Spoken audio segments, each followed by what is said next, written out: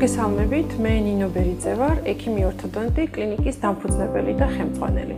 ჩვენი ცენტრი სპეციალიზირებულია ძირითადად ორთოდონტიულ პაციენტებზე და მათ უზრუნველყოფთ თანამედროვე დიაგნოსტიკური კვლევებითა და მკურნალობის მეთოდებით. პირველად კონსულტაციაზე პაციენტები ხშირად გვისვამენ ისეთ შეკითხვებს, როგორიც არის: როდის უნდა მივიყვანოთ ბავშვი პირველად ორთოდონტთან კონსულტაციაზე? ბავშვის პირველი ვიზიტი ორთოდონტთან უნდა მოხდეს არაუგვიანეს 7 წლისან, როდესაც იწყება პირველი მუდმივი კბილების ამოჭრა.